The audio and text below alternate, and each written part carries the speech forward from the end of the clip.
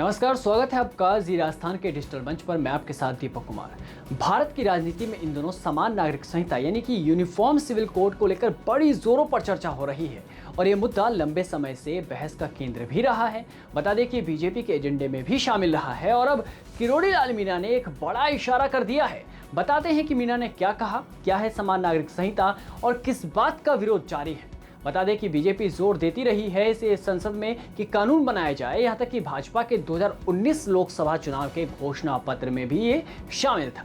और अब राज्यसभा में शुक्रवार को भारत में समान नागरिक संहिता लागू करने से जुड़ा प्राइवेट मेंबर बिल पेश करने वाले सांसद किरोड़ी लाल मीणा ने कहा कि आने वाले चुनाव से पहले देश में समान नागरिक कानून लागू हो जाएगा। एक सवाल के जवाब में उन्होंने कहा कि बिल भले ही प्राइवेट है लेकिन बिना पार्टी हाईकमान की सहमति के बिना बिल पेश नहीं हुआ है। दरअसल बीजेपी प्रदेश कार्यालय में मीडिया से रूबरू होते हुए राज्यसभा सांसद किरोड़ी लाल मीणा ने कहा कि समान नागरिक कानून अब देश की आवश्यकता है। चीफ जस्टिस खरे ने कहा था कि समान नागरिक संहिता लागू होनी चाहिए। अब supreme court, high court bar बार कह रही है समान नागरिकता कानून लागू होना चाहिए। मीणा ने कहा कि जनसंघ के समय से समान नागरिकता कानून भारतीय जनता पार्टी की विचारधारा का हिस्सा है। उन्होंने कहा कि देश एक, लोग एक, तो कानून एक होना चाहिए, कोई एक होना चाहिए। उन्होंने कहा कि धर्म जाति कोई भी हो, समान कानून देश में लागू होना चाहिए। बिल के लागू होने के सवाल पर सांसद किरोड़ी लाल मीणा ने कहा कि अब आप समझ लो कि अभी लागू होने वाला है, क्योंकि अब मैंने पेश कर दिया है और ये कोई बिना हाईकमान के इशारे पर तो हुआ नहीं और ना ही मैं कर सकता हूँ।